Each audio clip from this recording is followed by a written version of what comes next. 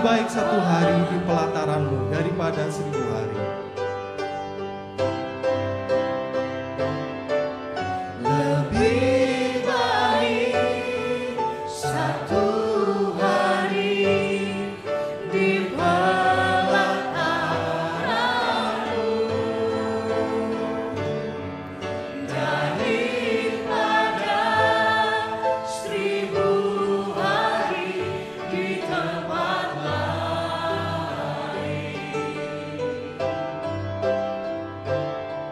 Memuji-Mu, menyembah-Mu, Kau Allah yang hidup, dan menikmati semua kemurahan. Dan menikmati semua kemurahan-Mu. Dan menikmati semua kemurahan-Mu. Mari bersama kita berdoa. Tuhan, kami sungguh rindu Tuhan tinggal di dalam pelataran Tuhan, lebih dari apapun yang kami ingini di muka bumi ini. Kami bersyukur Tuhan buat malam hari ini. Tuhan boleh panggil kami tempat ini. Tuhan boleh perkenankan kami untuk datang di tempat ini. Kami rindu Tuhan untuk bisa memuji dan menyembah Tuhan. Dan biarlah Tuhan, kami boleh semakin mengerti makna dari Kamis Putih ini. Kami ingin mengenang Tuhan saat-saat di mana Engkau mengalami pergumulan, saat-saat di mana Engkau memberikan pesan-pesan yang berarti buat kami. Tuhan boleh kuduskan dan Tuhan boleh pimpin jalani ibadah ini dari awal hingga akhirnya. Terima kasih Tuhan, biarlah Roh Kudus Tuhan yang boleh bekerja dalam setiap hati dan pikiran kami. Kami mau serahkan Tuhan ibadah ini dari awal hingga akhirnya ke dalam pengasihan Tuhan saja. Di dalam nama Tuhan Yesus kami berdoa dan mengucap syukur. Amin. Silakan duduk sekalian.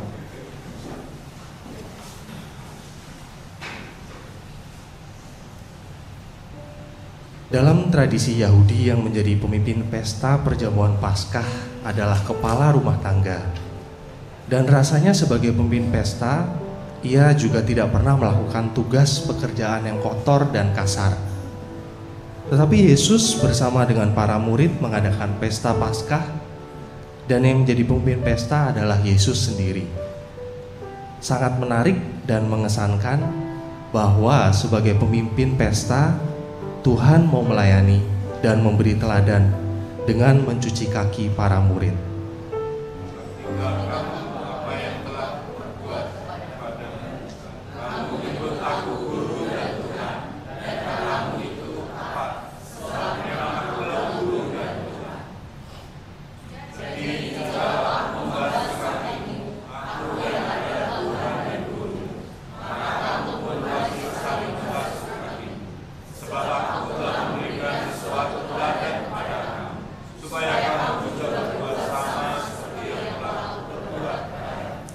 Kita semua dipanggil untuk saling melayani, membersihkan, dan bahkan membahagiakan sesama kita.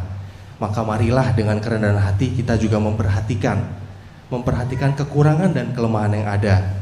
Bukan untuk disebarluaskan, tetapi untuk disembuhkan dan dikuatkan di dalam ikatan persaudaraan. Serikat persaudaraan. Mari kita nyanyikan bersama lagu ini dengan penuh keyakinan.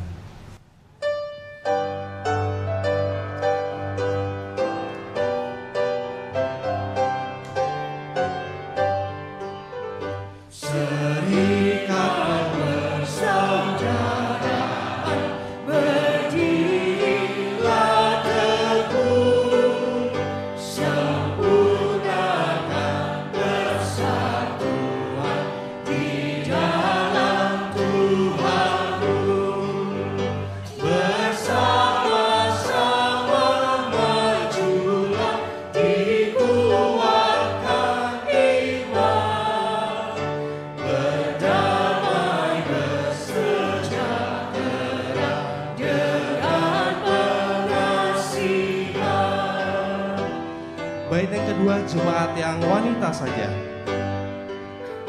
Serikatmu tetap teguh di atas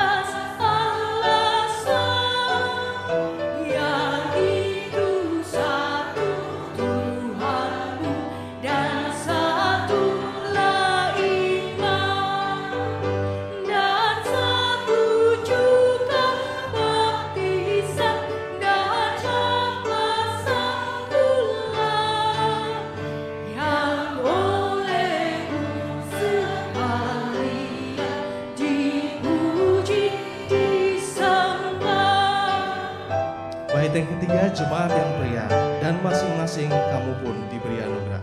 Dan masing-masing kamu pun diberi anugerah, supaya kamu bertekun dan rajin bekerja. Hendaklah hatimu rendah, tahu Tuhan berpesan, jemaat menurut firman-Nya berkasih-kasihan.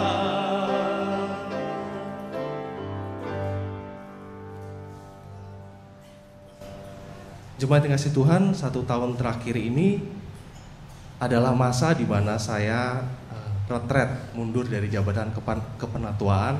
Sebelum beberapa minggu yang lalu saya diteguhkan kembali.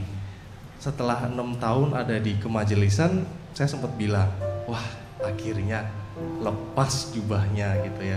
Jadi bisa bebas dengan organisasi, dengan hiruk pikuk rapat, problematika gerejawi. Tapi yang terpenting yang saya sungguh menikmati selama 1 tahun terakhir, pada saat saya datang ke gereja, terjadi perbedaan. Begitu saya duduk di kursi jemaat, rasanya lebih bisa menikmati ketimbang kalau saya harus ada di atas mimbar. Saya lebih menikmati perjumpaan dengan Tuhan pada saat menjadi jemaat di kursi di bawah. Itu adalah masa di mana saya benar-benar merasakan satu hal yang ideal di gereja ini. Dan seorang teman pernah menyampaikan kepada saya, kalau sekarang Tuhan memberi waktu istirahat, semoga bisa digunakan menjadi suatu masa untuk saya semakin mengenal diri dan mengenal Tuhan dengan lebih lagi. Selain mengejar apa yang mau dikejar, Tuhan terus menjaga dan memeliharamu. Kita gak pernah tahu waktu dan rencana Tuhan untuk kita, tapi yang pasti dimanapun kita berada, Tuhan hanya minta kita jadi teladan dan berkat buat orang-orang sekitar. Itu pesan yang sempat disampaikan seorang rekan kepada saya. Tepat April tahun lalu, mama saya secara tidak sengaja mengetahui ada flek. Padahal beliau sudah menopause. Dan setelah disarankan untuk dicek oleh temannya, di biopsi, dokter mendiagnosa itu adalah CA, kanker serviks. Sejujurnya saat itu saya nggak tahu saya harus ngapain. Saya lemas dan dengar 2 kata kanker, itu membuat saya tidak berselera dalam melakukan kegiatan. Apa yang bisa saya lakukan? Saya hanya berdoa di kamar. Sampai tidak ada kata-kata yang bisa saya keluarkan.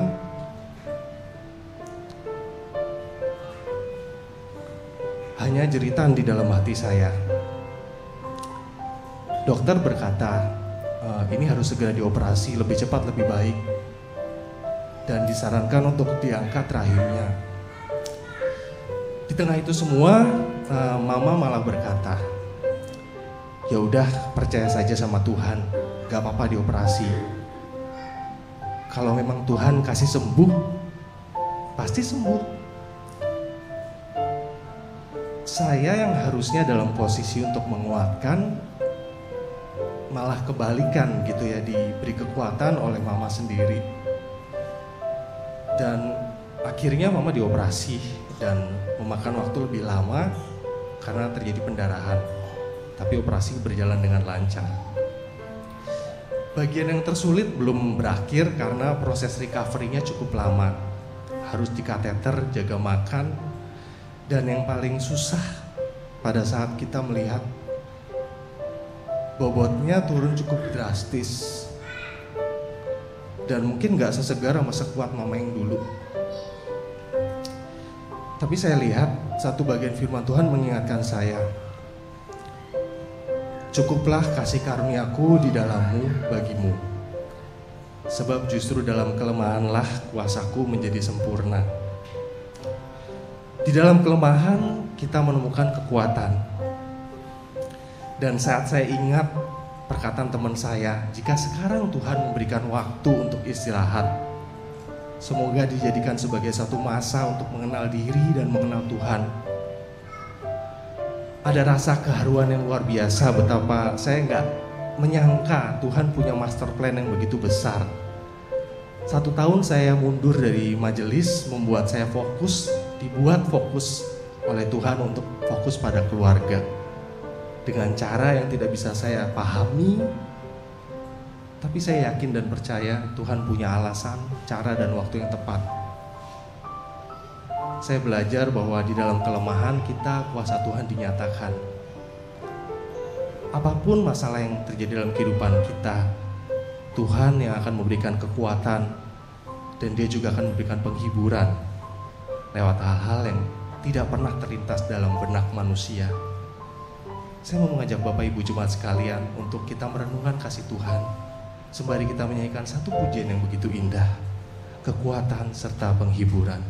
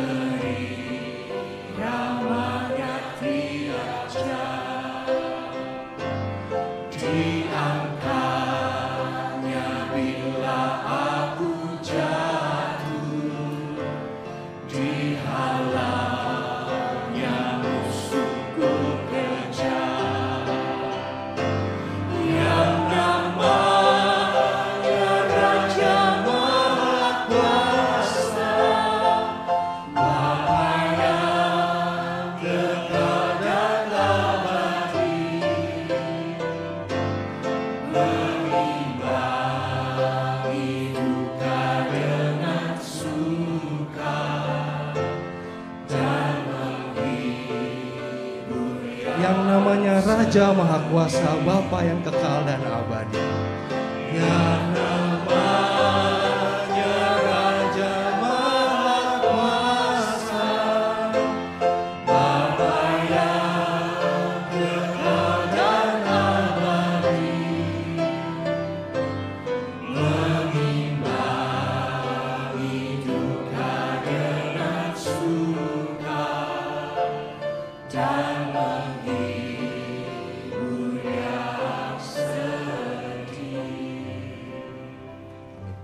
kiranya kekuatan serta penghiburan kita yakini terus berasal dari Tuhan.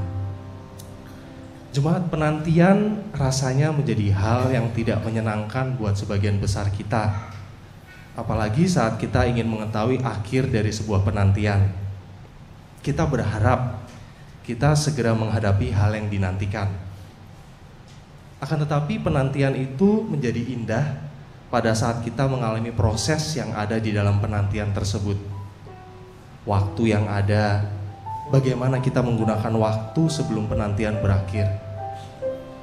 Memang tidak mudah, bahkan Yesus sekalipun mengalami ganjalan-ganjalan, kekhawatiran di mana Dia harus mengerti, tapi Dia harus menghadapinya juga dengan getir. Yesaya 40 ayat 31 mengatakan, Tetapi orang-orang yang menantikan Tuhan mendapat kekuatan baru. Mereka seumpama Raja Wali yang naik terbang dengan kekuatan sayapnya. Mereka berlari dan tidak menjadi lesu. Mereka berjalan dan tidak menjadi lelah. Satu pujian yang saya rindu kita bersama-sama menyanyikan, di mana kita menantikan Tuhan. Eagle's Wings. Mari kita nyanyikan lagu ini bersama-sama.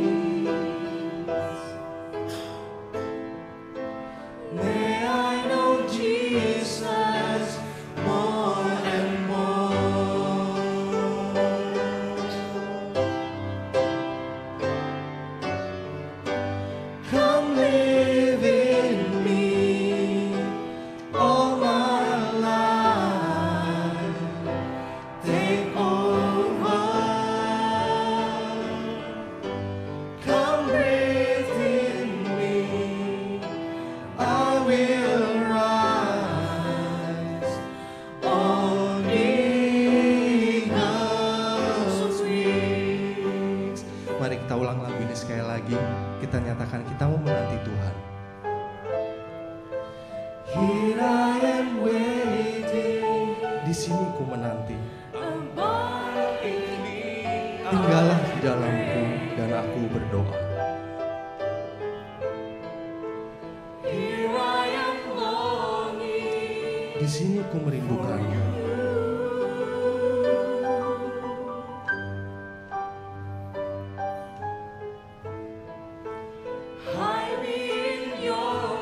Tegap aku dalam kasih-Mu. Biarkan aku berlutut.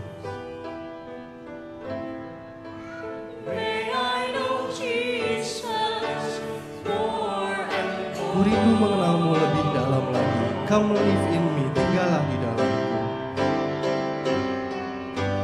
Come live in me, all my life, take over.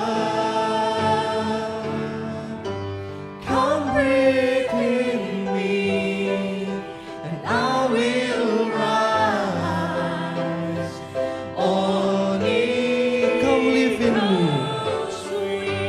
Come live in me, all my life, take over. Come breathe in me, and I will rise on eagle's And I will rise on eagle's wings. I will rise on eagle's wings.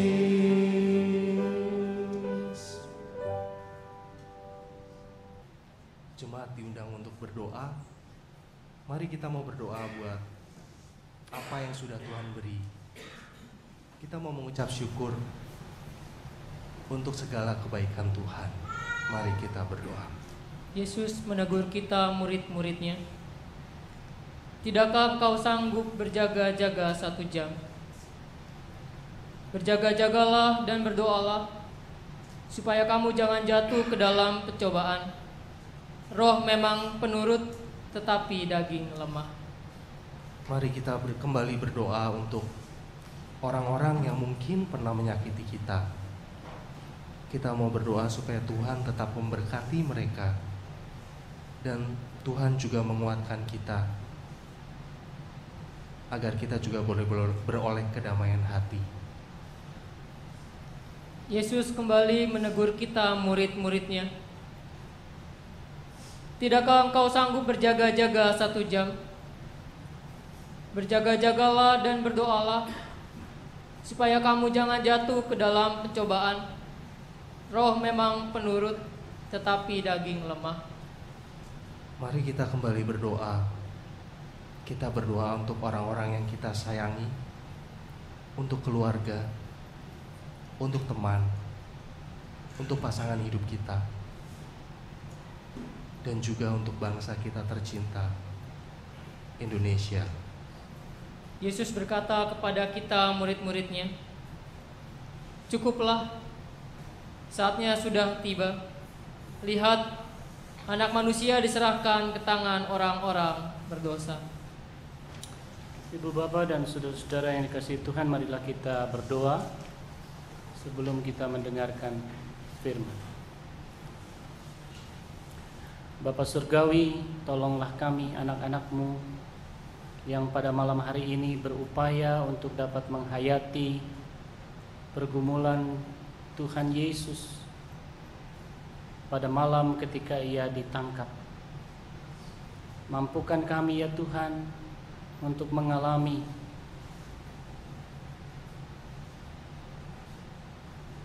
perasaan-perasaan gentar, perasaan-perasaan takut ketika Tuhan Yesus harus menghadapi penderitaan yang begitu hebat dan kematian di atas kayu salib. Mampukan kami Tuhan untuk dapat menghubungkannya dengan kehidupan kami masing-masing, sehingga peristiwa itu tidak hanya menjadi peristiwa yang terjadi kepada Tuhan Yesus pada masa yang lampau, tetapi juga ada kaitannya dengan diri kami masing-masing. Bapa, inilah anak-anak-Mu yang rindu untuk terus bertumbuh di dalam iman dan pengenalan akan Tuhan, akan diri kami sendiri, akan hidup ini, dan akan tujuan Tuhan menghadirkan kami dalam kehidupan pada masa ini. Berbicaralah kepada kami rindu mendengar. Dalam nama Tuhan Yesus Kristus kami berdoa. Amin. Saudara-saudara, kita akan membaca dari Injil Markus pasal 14 ayatnya yang ke-32 sampai ayatnya yang ke-42. Injil Markus pasal 14 ayat 32 sampai 42. Mari jemaat sekalian, kita membacanya bersama-sama dengan bersuara. 1, 2, 3. Lalu sampailah Yesus dan murid-muridnya ke suatu tempat yang bernama Getsemani. Kata Yesus kepada murid-muridnya, "Duduklah di sini sementara aku berdoa."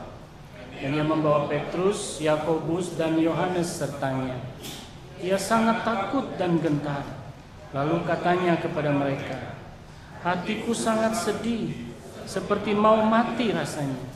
Tinggallah di sini dan berjaga-jagalah." Ia maju sedikit, merebahkan diri ke tanah dan berdoa, supaya sekiranya mungkin hal itu lalu daripadanya.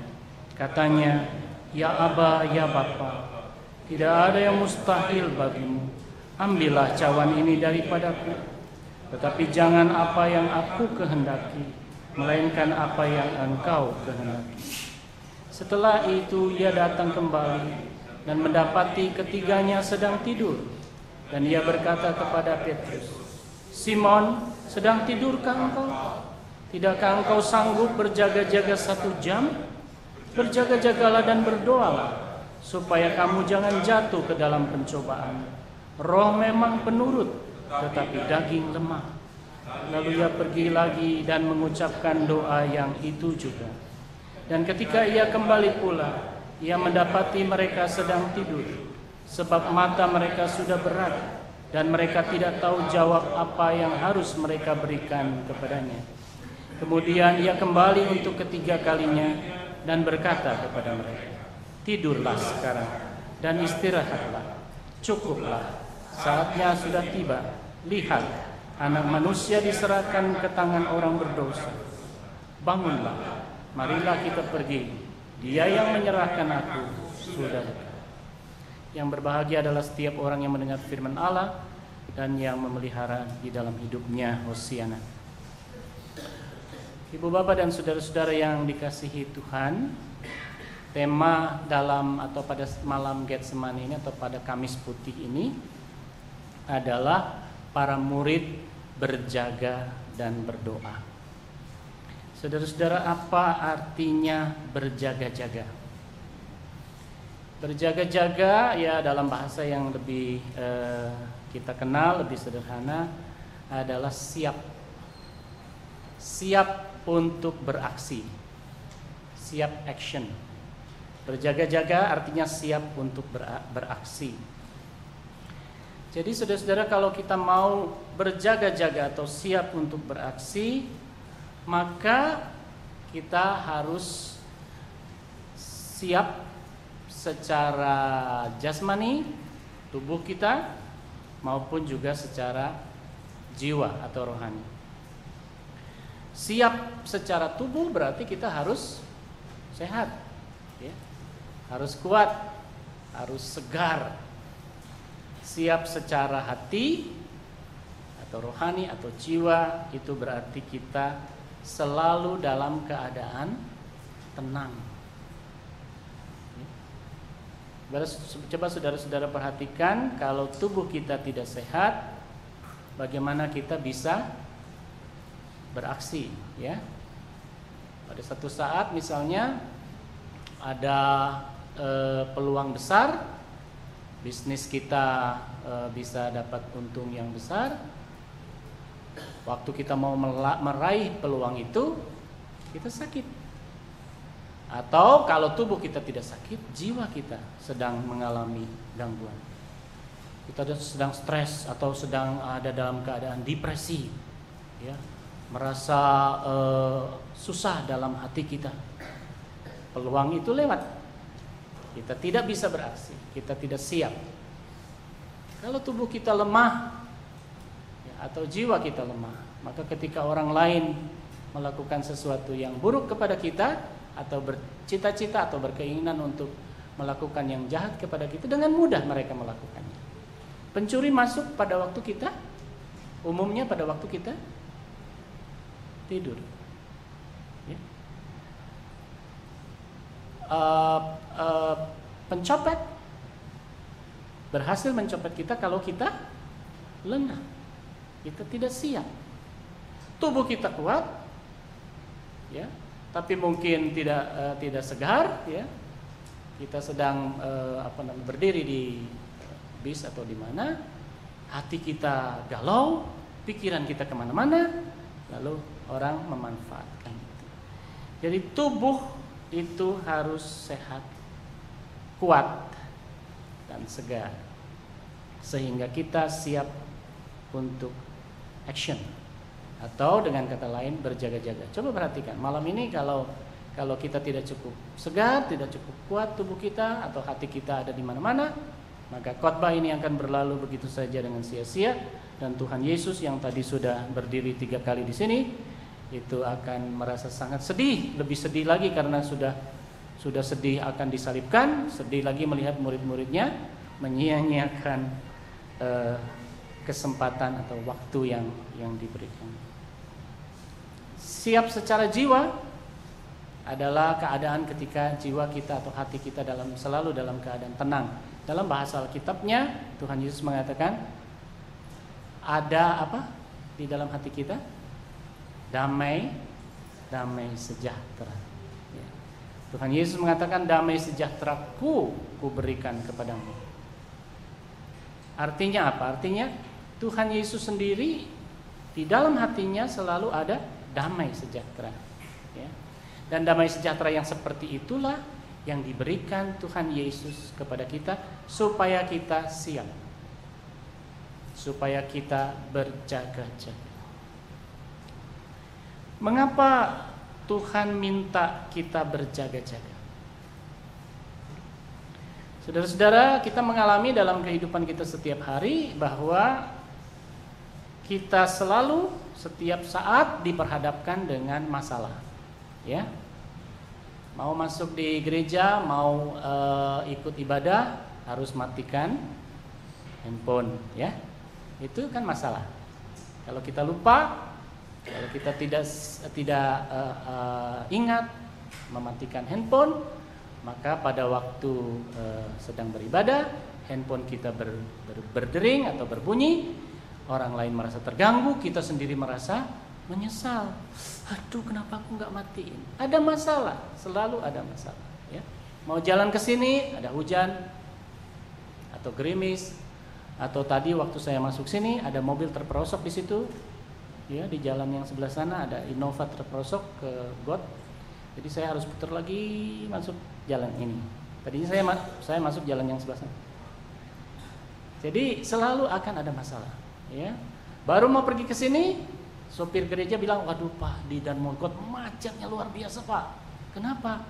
Itu katanya ada jalan ada di tinggi. Jadi saya mesti lewat mana dong? Pak, mesti lewat sini. Lalu hitung, masalah juga, ya. Mesti jalan di sini, lewat sini, sampai di situ di dekat Kedoya itu ada lampu merah. Wah, antriannya panjang, putar lagi gitu. Untungnya saya sudah mempersiapkan waktu. Saya perkirakan kalau jalan biasa ke sini kira-kira paling lama setengah jam, tapi karena ada banyak masalah, maka saya harus spare waktu. Saya berangkat jam 6. Sampai di sini syukurnya masih belum jam 7 karena saya putar lagi gitu. Lewat Sunrise masuk keluar gitu. Jadi cari jalan-jalan kata orang jalan tikus. Nah, saudara-saudara, setiap saat kita diperhadapkan dengan masalah, ya. Di rumah, bahkan lagi diri sendiri pun, kalau lagi duduk sendirian pun, kita tidak akan pernah diam. Selalu ada masalah datang dari pikiran kita. Kita ingat sesuatu yang belum kita pecahkan atau sesuatu yang kita inginkan dan seterusnya. Selalu. Dan yang lebih penting dari itu semua adalah bahwa kita sebagai murid-murid Tuhan Yesus, kita sebagai orang Kristen harus bersikap sesuai dengan iman kita. Kita tidak bisa bersikap, tidak boleh bersikap seperti orang lain. Rasul Paulus mengatakan, janganlah kamu menjadi serupa dengan dunia ini, ya. Kalau orang serempet kita serempet, misalnya gitu. Kalau orang mau masuk nggak mau ngantri, ya, karena kita nggak tahu mungkin dia lagi kebelet atau lagi apa, gitu kan? Kita nggak kasih, pokoknya nggak kasih biar gimana? Udah mepet, masa bodoh gitu kan? Tidak mau ngalah misalnya, seperti itu.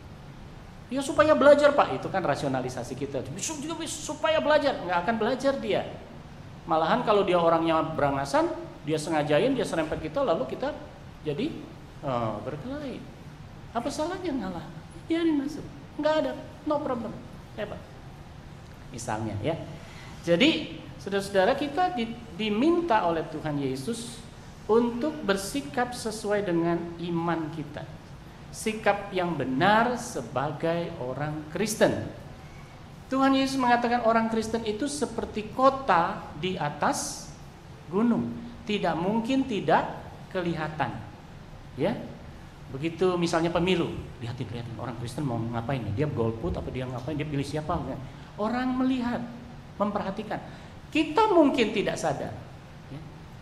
Coba kita punya pegawai atau punya pembantu rumah tangga, dia tahu kita Kristen, ketika ada masalah datang, mereka perhatikan, gimana nih nyonya saya nih, tuan saya, apa yang dia akan lakukan dalam masalah ini, misalnya saja, ya.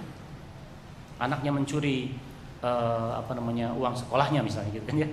Uang sekolahnya tidak jadi diberikan kepada sekolah, tapi dipakai buat jajan atau buat main atau apa. Gimana sikap mereka? Apa? Diperhatikan. Mungkin kita tidak sadar, tapi orang Kristen adalah seperti kota yang ada di atas gunung. Tidak mungkin tidak kelihatan. Jadi setiap orang percaya atau orang percaya kepada Tuhan Yesus atau orang Kristen itu harus bersikap sesuai dengan imannya.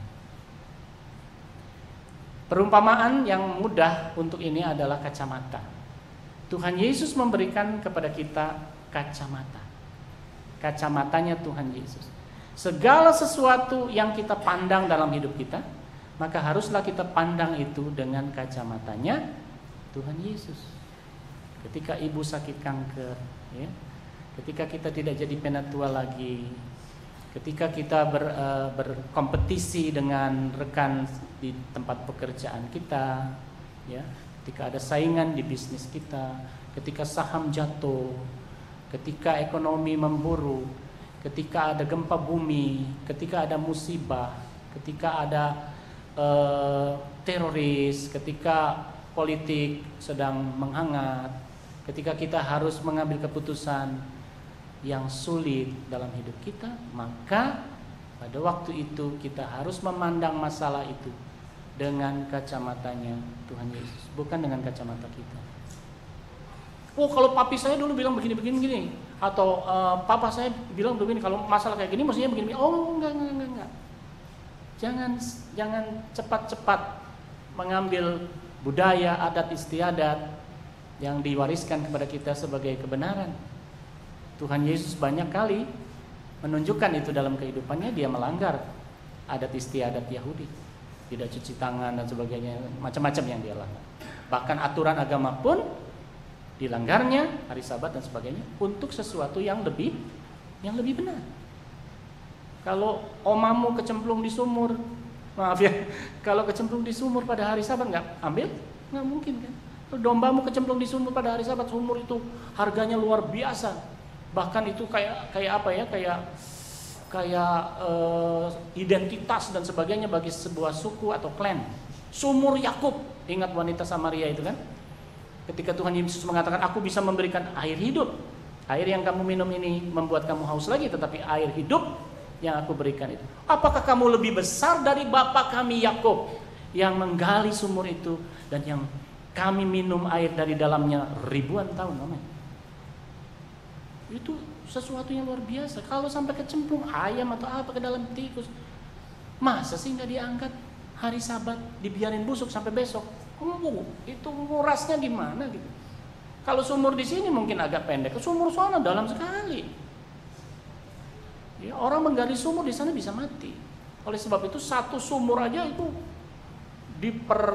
diperebutkan atau sampai berdarah-darah kan gitu. Nah, jadi saudara, kita tidak bisa begitu saja mengikuti apa kata orang tua, apa kata budaya kita, apa kata klan kita, apa kata orang-orang atau leluhur kita, tetapi kita harus memakai selalu kacamata Tuhan Yesus. Coba saudara-saudara perhatikan bagaimana Tuhan Yesus memandang penderitaan. Ya. Sebagai manusia, dia takut sekali. Bahkan dikatakan di dalam bagian lain, keringatnya bercucuran seperti darah. Dia sangat takut. Dan di sini juga dikatakan oleh Tuhan Yesus, dikatakan hatiku sangat sedih seperti mau mati rasanya. Pernah saudara-saudara merasa sangat sedih seperti mau mati? Pernah? Mungkin belum pernah, bersyukurlah kalau belum pernah.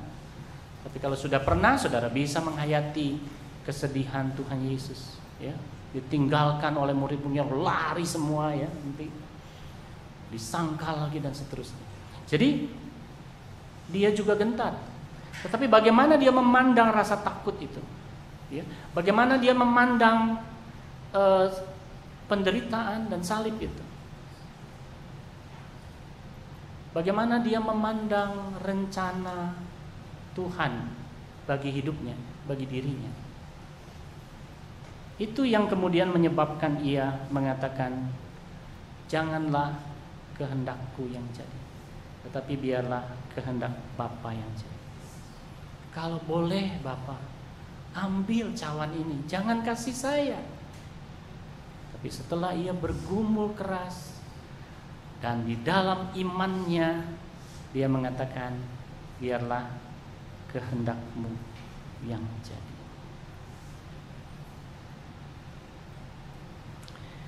Saudara-saudara, daging kita ini, tubuh kita ini, saudara-saudara, itu cuma mengenal dua hal.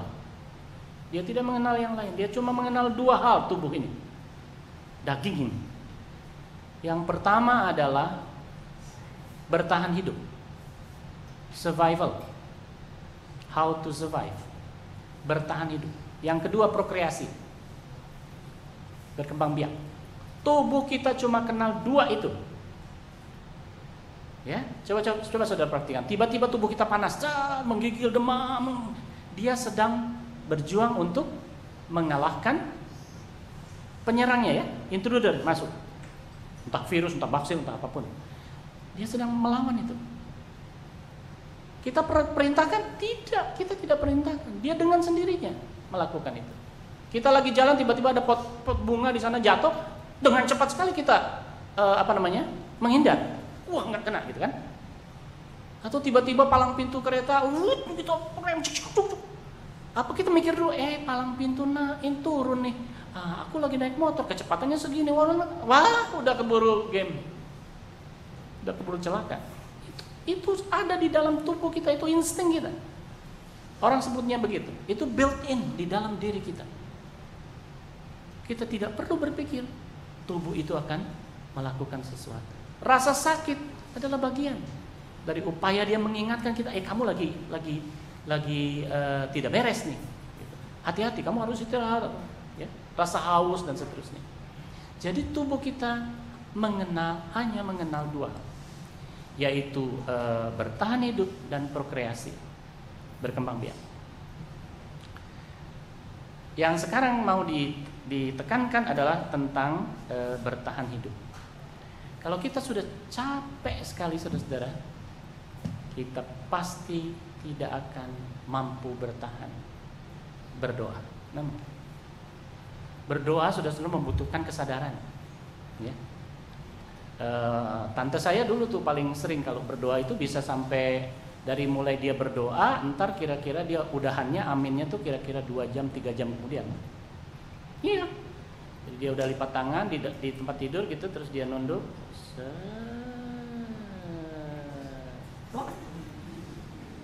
sampai kepalanya di kasur. Nanti 3 jam baru tidur. Ya, karena tubuhnya sudah lelah, sudah capek. Dia dengan sendiri, tubuh itu akan melakukan itu. Oleh sebab itu orang memakai doping, ya, kopi kayak apa begitu kan, supaya tubuh itu dikasih kimia-kimia tertentu supaya jantung kita bekerja bum itu jadi segar gitu kan. Itu berbahaya loh sebetulnya. Kalau kita ikutin tubuh kita itu tidak boleh. Sebab sudah waktunya kamu tidur, ya tidur gitu. Orang bisa berpuasa berhari-hari tidak minum 1 hari, 2 hari misalnya gitu ya. Tapi orang tidak bisa tidak tidur. Dalam 3 hari dia udah kayak orang mabok. Cobain kalau nggak percaya. Ya. Dan orang-orang yang pernah jaga orang sakit dan sebagainya itu tahu. Kita nggak tidur kira-kira 2 malam aja kita nggak bisa tidur, itu udah mulai kacau tuh badan kita. Dan ada kesempatan dikit aja, nempel aja, hilang. Pasti. Ya, jadi tubuh kita begitu dia kasih. Murid-murid pada waktu itu lelah sekali, saudara. Dan kelelahan yang paling cepat ya. Lelah itu kan berarti tenaga habis ya, energi kita habis. Energi kita paling cepat habis kalau kita stres. Orang stres itu seperti lilin yang dibakar di 2 ujungnya. Kan lilin itu kan ada atas ada bawah, bisa dibakar juga kan, kalau kita mau keluarin sumbunya yang di bawah bakar. Ini cepat sekali habis. Betul, percaya deh ya, kalau kita stres itu energi kita habis cepat sekali. Itu sebabnya tadi dikatakan berjaga-jaga itu membutuhkan ketenangan jiwa, hati, tidak stres. Dan Jakarta ini, jangan tanya, Stresnya itu tinggi sekali, luar biasa. Energi kita cepat sekali habis. Makanya orang makan berlebihan dan jadi berlebihan juga. Karena orang stres. Ya, salah satu eksekutif muda, ya kalau makan itu biasanya suka makannya yang serem-serem itu ya, yang tinggi-tinggi gizinya, steak gitu, kayak gitu-gitu. Kenapa? Secara tidak sadar mereka mengatakan, ya ini kami butuhkan gitu, supaya mengembalikan energi kami dan kami masih mesti bekerja lagi dan seterusnya. Begitu makan siang perginya steak, yang gitu-gitu, yang poh kalau orang Cina bilang, ya.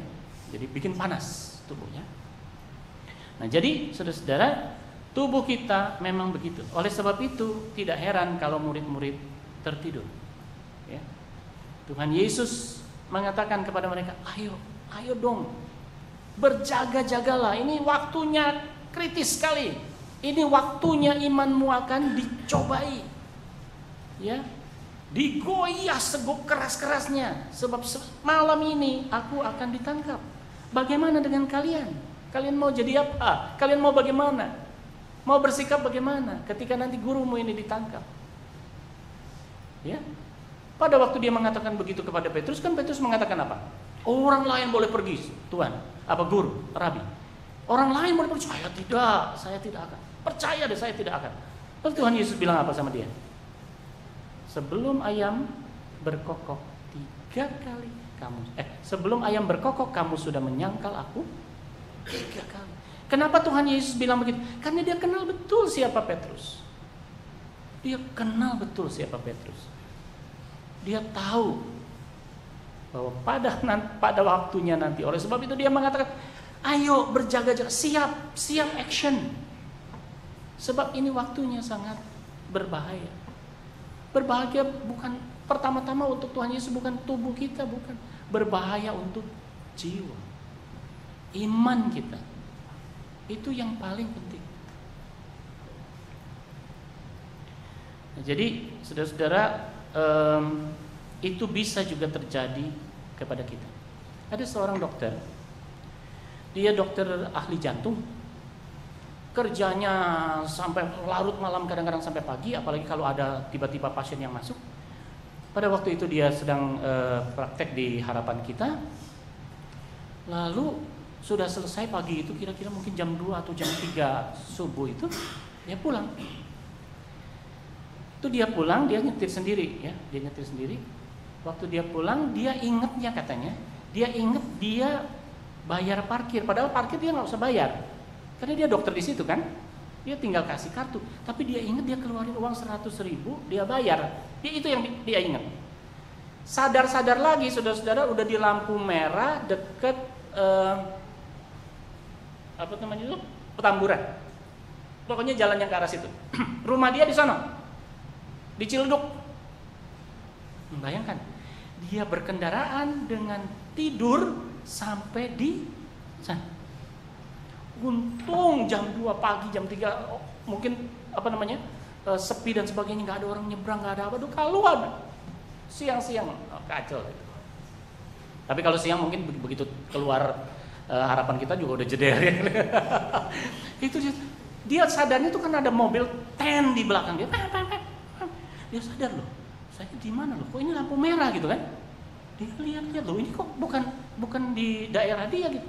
Dia cek lagi, ini kok kayak di daerah rumah sakit Pelni, kayak daerah situ gitu. Dia baru sadar, waduh, dia kaget sekali. Dokter ahli jantung. Dia bisa pompa jantungnya, bisa pakai obat apa kan ya, teman-teman dia segar gitu kan. Adrenalin kasih cos, dia segar. Tapi coba perhatikan, itu tubuh itu tidak berkuasa. Dia begitu rajin, dia begitu berdedikasi menolong orang lain, tapi pada satu saat ketika tubuh itu lelah, dia menuntut kita. Oleh sebab itu Tuhan Yesus mengatakan, berjaga-jagalah.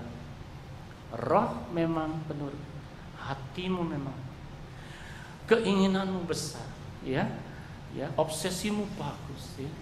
Kamu punya semangat tinggi, tapi tubuhmu lemah. Kamu tidak bisa apa-apa. Semangat saja tidak cukup. Saudara perhatikan orang-orang yang kena stroke. Emangnya dia nggak punya semangat buat jalan lagi? Punya. Tapi betapa dia berusaha, tangan itu mau jalan, kaki mau jalan, susahnya setengah mati kan. Satu saat dia nyerah, nyerah. Bangun lagi, satu saat dia nyerah. Gitu. Jadi roh memang penurut, tetapi tubuh lemah. Itu berjaga-jaga. Jadi berhati-hatilah dengan kondisi tubuhmu. Upayakan supaya kita selalu dalam keadaan prima, ya. Stamina kita baik. Untuk itu ceramahnya lain lagi, ya. Kalau itu ceramah kesehatan itu yang paling penting. Nah, sekarang kita sampai pada berdoa. Apa sih itu berdoa? Selama ini kita yang selalu kita alami dan kita lakukan, berdoa dalam meminta sesuatu kepada Tuhan atau berbicara kepada Tuhan. Malam ini saya mau melihat dari sisi yang berbeda. Persepsi, cara pandang yang berbeda pakai kacamata Tuhan Yesus pada malam itu. Maka berdoa menurut saya adalah terus-menerus berhubungan dengan Tuhan. Terus-menerus merasakan Tuhan ada. Bisa? Bisa? Merasakan terus-menerus Tuhan ada? Begitu lihat cicak, kan ada cicak. Tuhan tidak ada. Takut sekali. Anak saya paling takut sama cicak. Waduh. Iya kan? Begitu gelap, aduh gelap, wih. Bisa merasakan ada Tuhan. Belum tentu. Nggak semudah itu. Jadi berdoa itu berarti terus-menerus kontak tuh sama Tuhan. Gitu. Seperti ini. Nafas kita ini. Coba tahan nafas. Kan putus hubungan dengan udara. Itu putus hubungan, sama seperti itu. Kita terus-menerus berhubungan dengan Tuhan. Tuhan ada di sini. Jadi jiwa kan tenang. Kalau Allah di pihak kita, siapakah lawan kita, katanya kan begitu. Apakah masalah yang tidak bisa kita selesaikan kalau Allah di pihak kita, kalau Allah bersama-sama.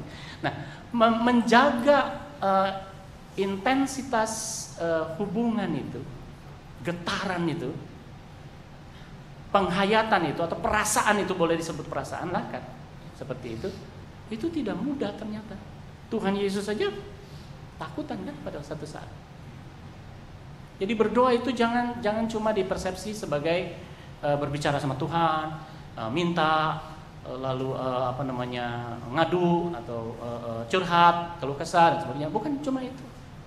Berdoa itu berarti keep in contact with the Lord. Ya, intense sekali. Stay connected lah gitu. Selalu terhubung dengan Tuhan. Terus-menerus pegang tangan Tuhan. Terus-menerus mendengar suaranya, firman-Nya. Ayo, kamu mesti gini nih. Ini keadaannya begini. Jangan nyerah. Ayo, lagi. Nah, itu kamu sudah benar. Melangkah lagi. Iya, betul. Kan nggak apa-apa kan? Langkah satu lagi, kakinya lagi. Iya, bagus. Terus, jalan, pelan-pelan. Nah, sekarang kamu boleh berjalan lebih cepat. Oke, lebih cepat lagi. Larilah kamu sekarang. Dengarkan terus suaranya. Dengarkan terus firman-Nya. Ikutlah pimpinan rohnya.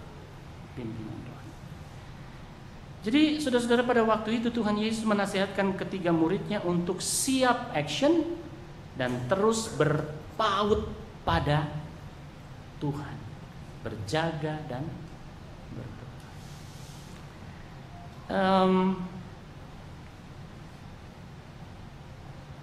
Ketika kita berdoa, saudara-saudara, pada umumnya orang berdoa dengan menutup matanya, betul ya? Kenapa? Biasanya orang akan mengatakan supaya bisa konsentrasi, bisa fokus. Tapi bahayanya seperti tadi, kalau tubuh lemah, matanya ditutup, tidur. Jadi memang berdoa itu sebetulnya, nah kalau kita mau belajar dari orang Muslim ya, itu ada sesuatu yang sangat baik ya. Jadi gini, orang Muslim tuh kalau mau berdoa ngapain dulu? Makan bakmi dulu? Oh enggak. Cuci tangan, wudu ya. Cuci tangan, terus kaki, terus telinga, hidung, mulut, kumur ya. Lalu Itu semuanya sebetulnya ada simbol, ada maknanya. Ya kalau yang Islam yang agak mistik gitu ya, dia akan mengatakan, aku menutup mulutku, aku mau mendengar Allah. Aku menutup pikiranku, aku mau mendengar Allah. Aku mau menutup telingaku, aku mau mendengar Allah. Aku menutup mataku, aku mendengar Allah. Aku membersihkan tubuh karena aku mau datang ke hadirat Allah. Berapa kali mereka berdoa? 5 kali. Kecuali 5 itu mereka berdoa enggak? Ada, tapi kita nggak tahu. Ya. Tapi yang jelas 5. Kenapa 5? Karena Pancasila itu. 5 itu kan waktu-waktu yang dalam kehidupan manusia itu ada waktu-waktu yang kritis dan sebagainya. Stay connected, terhubung terus dengan Allah selama minimal 5 kali. Tadinya saudara, dia tawar menawar kan? Tahu ceritanya kan? Muhammad tawar menawar dengan Tuhan kan? Tuhan berapa kali mau mesti berdoa? Terus-terusan. Aduh nggak sanggup. Ya udah kurangin dari mulai berapa 100 sampai akhirnya jadi cuma 5. Sebetulnya apa yang mau dikatakan? 5 itu sebetulnya tidak cukup. Yang mau dikatakan tetaplah terus berhubungan dengan Allah seperti nafas dengan udara. Itu yang mesti terjadi. Itu kebatinan Kristen. Yohanes itu, Injil Yohanes itu penuh dengan refleksi kebatinan Kristen. Jadi saudara-saudara, Tuhan Yesus maunya kita siap action dan terus-menerus berhubungan dengan Tuhan. Coba perhatikan saudara, ketika kita berhubungan dengan realitas hidup kita, ya, dan masalah itu begitu kuat, ini hubungan ke sana ini bisa putus, hilang nih. Ini nih yang menguasai kita. Betul nggak? Ketika lagi intens tuh, ketika misalnya dengar ibumu kena CA, kena CA. Ini kesananya hilang nih, gitu kan? Ini nggak boleh kan? Jadi begitu, kena CA, ini ada, ini tetap kesana, terus. Nafas terus. Pernah berlatih sesuatu atau ngangkat beban atau apa yang pelatihnya mengatakan jangan nggak nafas, terus nafas terus, ya oke, gitu ya. Atau ketika kamu takut dan sebagainya, lalu kamu punya pelatih mengatakan nafas terus, nafas yang teratur, ayo nafas yang teratur, tarik nafas, buang nafas, terus nggak boleh putus. Hubungan ke sana nggak boleh putus, walaupun di sini masalahnya gede banget, ya. Api berkobar di rumah, waduh ini musik ini yang kesananya putus. Yang ngambil peran, yang ngambil porsi paling banyak adalah keadaan yang kita lihat. Iya Pak, bagaimana? Sulit sekali, ya memang sulit. Itu wajar kan sebagai manusia Pak, wajar memang. Tapi sebagai murid itu tidak wajar, karena murid mesti naik terus kelasnya. Kecuali kalau mau tinggal kelas ya nggak apa-apa, gitu ya. Tapi kalau tidak mau tinggal kelas, harus langsung gitu. Seperti ada tante-tante itu, oma-oma ding, tante-tante. Begitu pas lagi ada kerusuhan di Glodok sana, begitu dia lagi jalan, orang banyak itu, dia langsung Tuhan Yesus. Itu yang dia ingat pertama kali. Dia nggak bilang, gue lari kemana nih ya? Gitu nggak. Enggak, langsung Tuhan Yesus. Di lift di Ambasador tempo hari, entah berapa tahun yang lalu, saya lagi bawa anak saya yang panik. Orang ibu-ibu itu malah nggak panik. Saya panik karena anak kecil kan ini penuh sekali liftnya, tertutup rapat, yang pakai kaca kan kalau di Ambasador itu gitu. Waduh, udah gitu pada waktu itu kan Jakarta lagi mati listrik karena Jatiluhur jebol.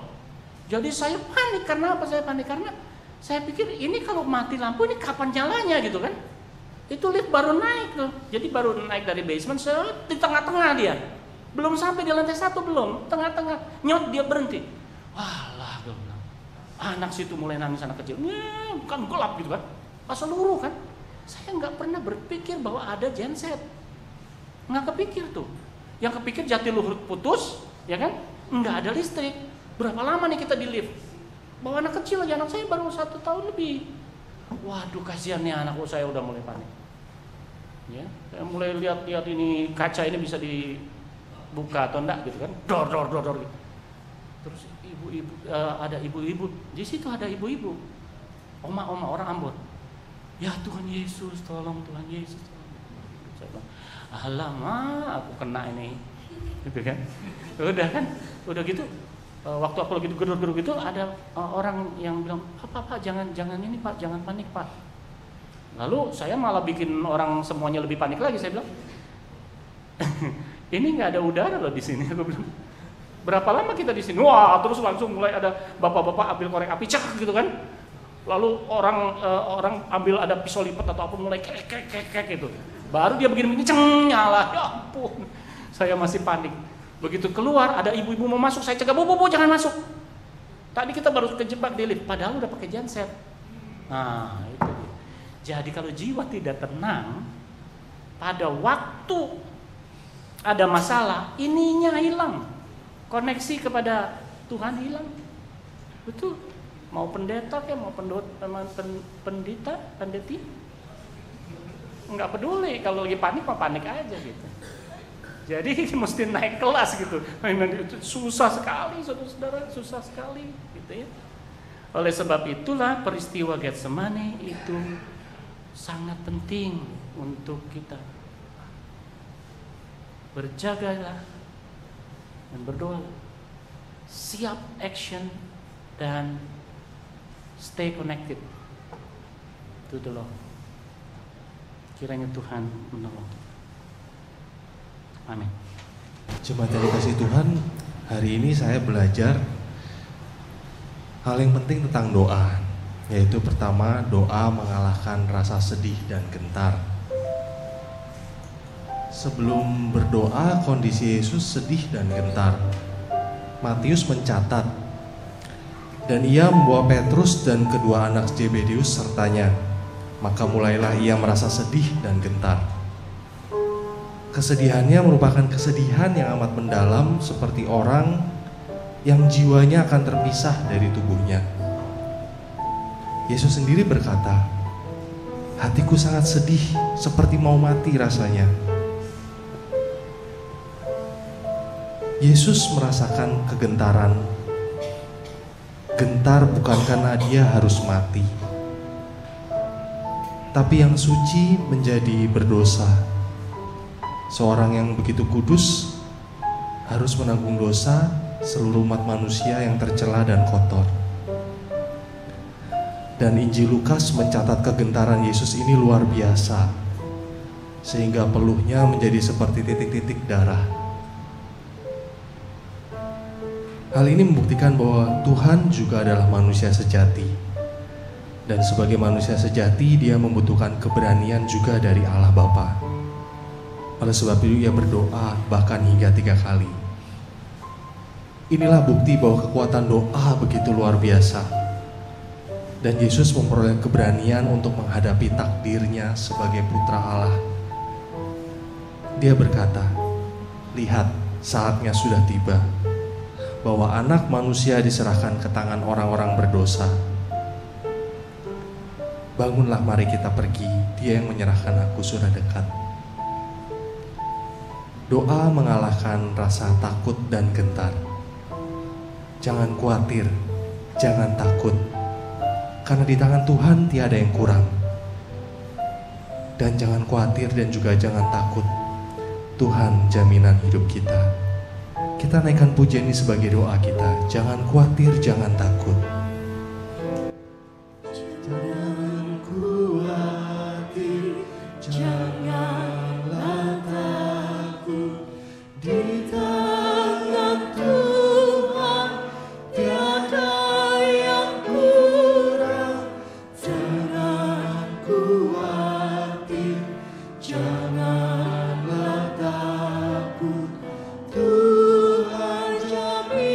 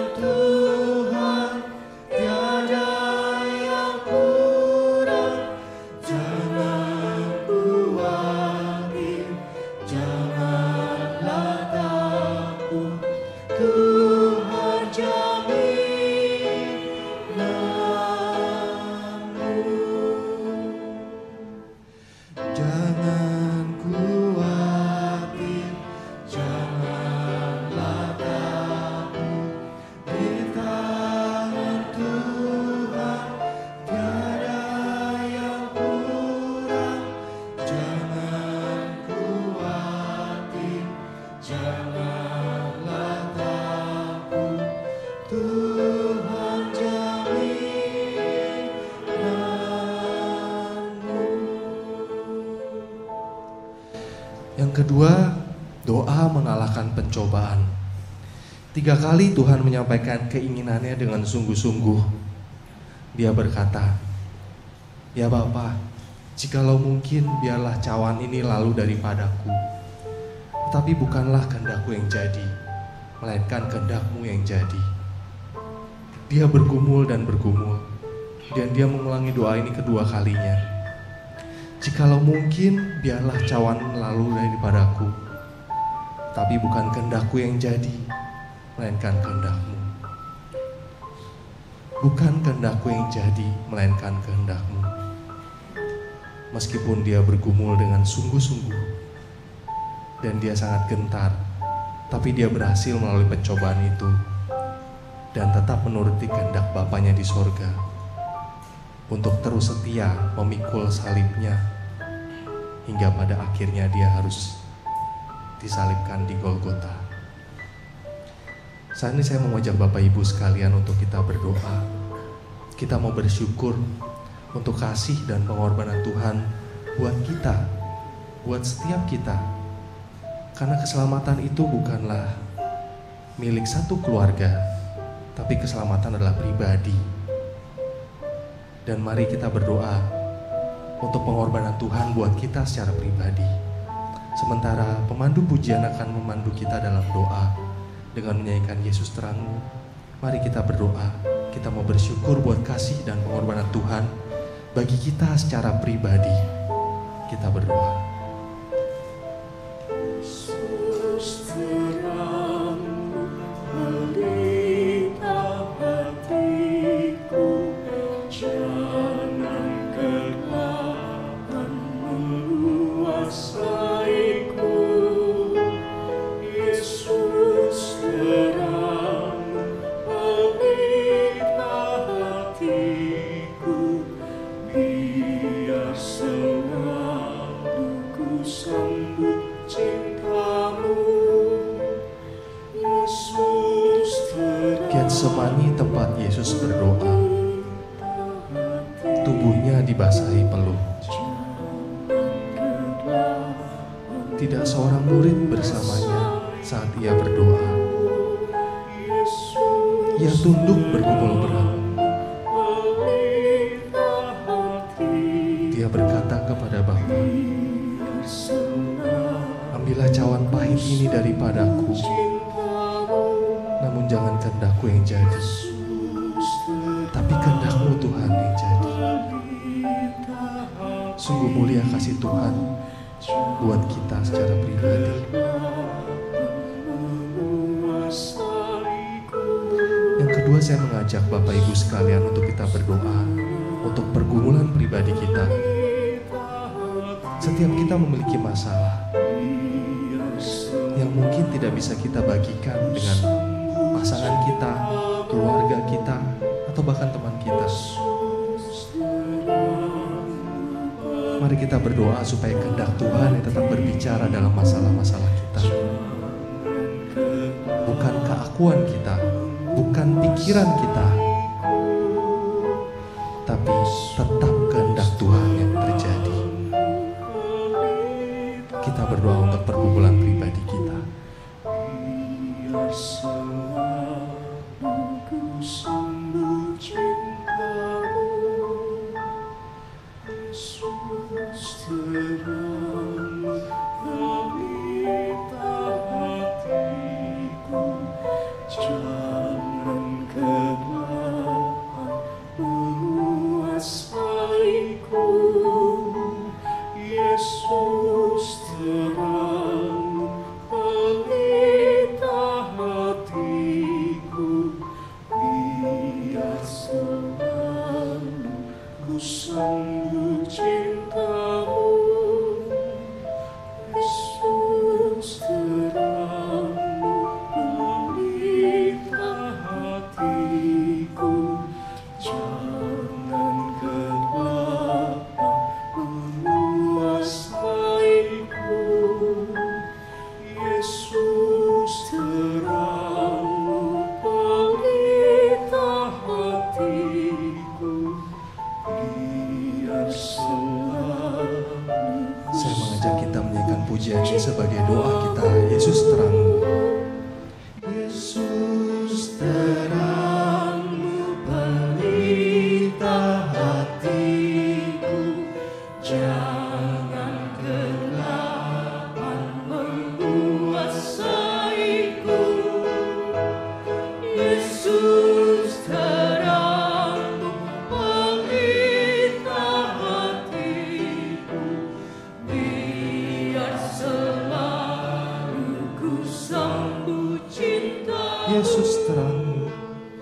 Yesus terangmu, pelita hatiku, jangan kegelapan menguasaiku. Yesus terangmu, pelita hatiku, biar selalu ku Nyanyikan lagu ini dengan lebih bersungguh-sungguh. Yesus terangmu, pelita hatiku, jangan kegelapan menguasaiku. Yesus terangmu, pelita hatiku, biar selalu ku sambut cintamu.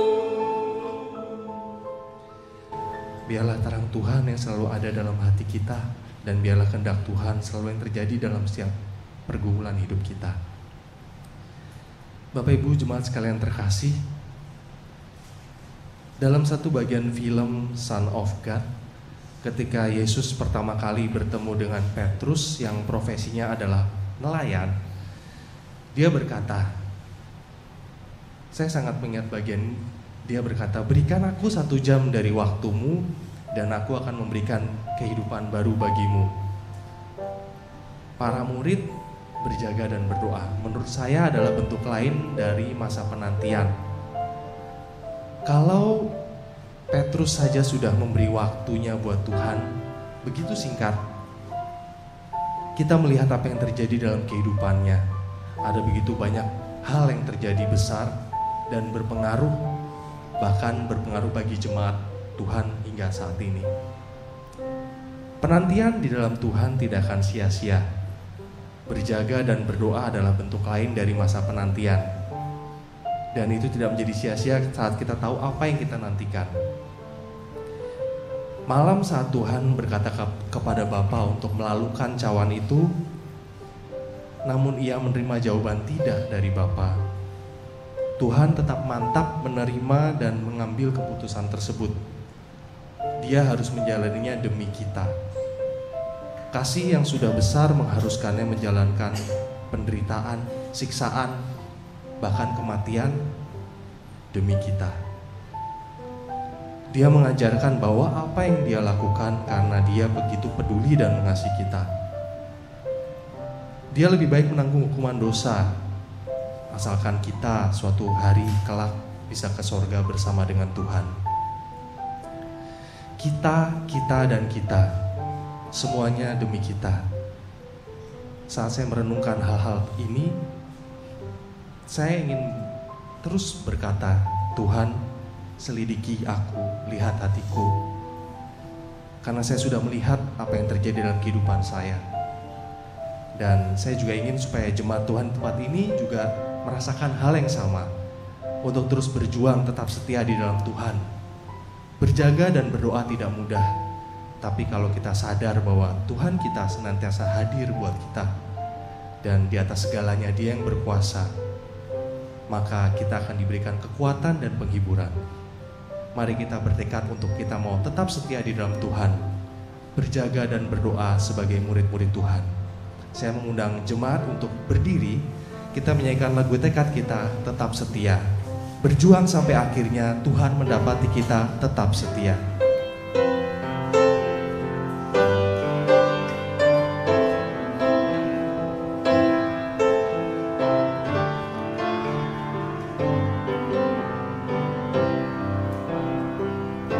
Selidiki aku,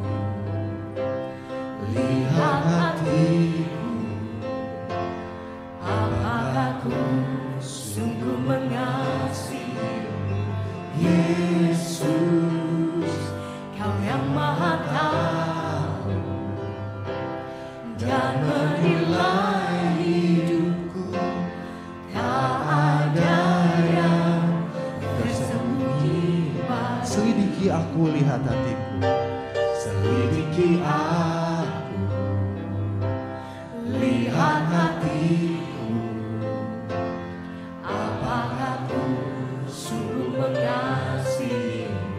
Yesus, Kau yang Maha Tahu, jangan nilai hidupku, tak ada yang Tersembunyi.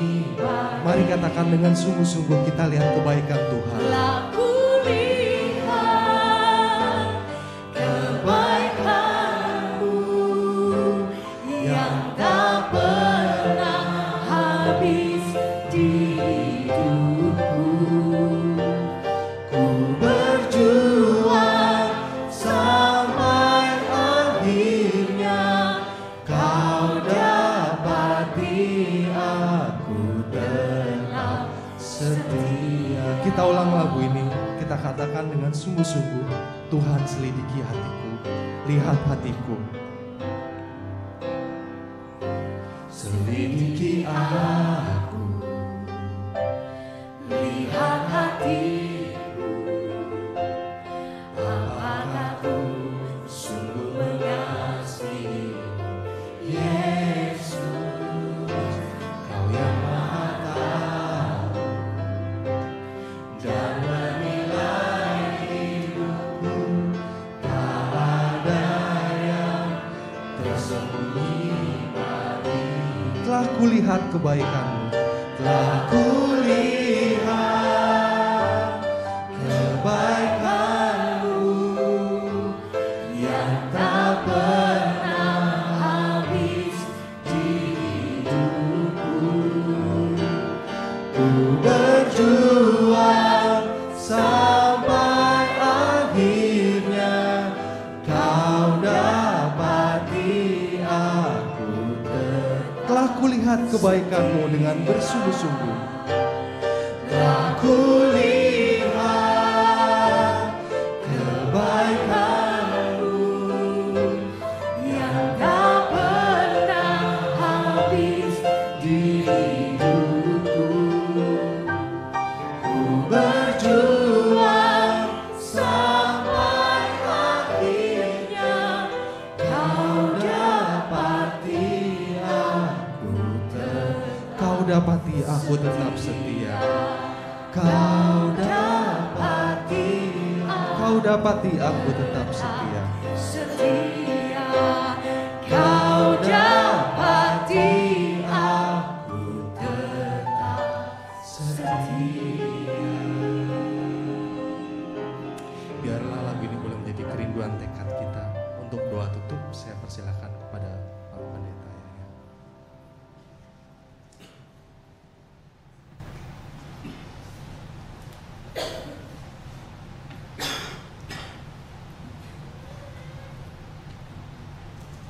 Saudara, marilah kita berdoa. Terima kasih Tuhan untuk pengalaman rohani yang Engkau berikan kepada kami pada malam hari ini. Mampukan kami untuk memeliharanya, sehingga pengalaman itu menjadi sumber dari kekuatan kami, sumber dari sukacita dan damai sejahtera kami, khususnya ketika kami menghadapi masalah-masalah yang amat-amat berat dalam kehidupan kami, baik yang menyangkut masa depan kami maupun yang menyangkut kehidupan kami, mati atau hidupnya kami. Oleh sebab itu, penyertaan-Mu itulah yang selalu kami harapkan, sehingga kapanpun, dimanapun kami berada, bagaimanapun kondisi dan situasi, kami selalu dapat melihat Engkau, dan kami selalu dapat mendengar suara-Mu dan memegang tangan-Mu. Sertailah kami apabila sebentar kami kembali ke dalam hidup kami masing-masing. Mari kita arahkan hati kita kepada Tuhan dan terimalah berkat Tuhan. Semoga Allah sumber pengharapan memenuhi kamu dengan segala sukacita dan damai sejahtera dalam iman kamu, supaya oleh kekuatan Roh Kudus kamu berlimpah-limpah dalam pengharapan. Amin.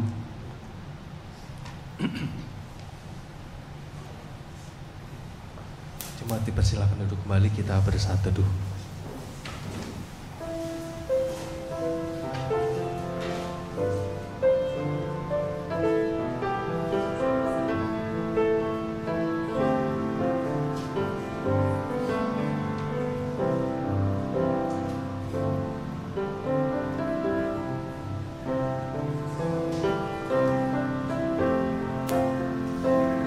Malam jemaat yang dikasihi Tuhan, ibadah Kamis Putih kita pada malam hari ini sudah selesai. Selamat mempersiapkan diri menyambut perjamuan kudus besok pagi di kebaktian yang pertama jam 7.30 atau di kebaktian yang kedua jam 10 pagi. Tuhan Yesus memberkati kita sekalian dan selamat memasuki persiapan perjamuan kudus.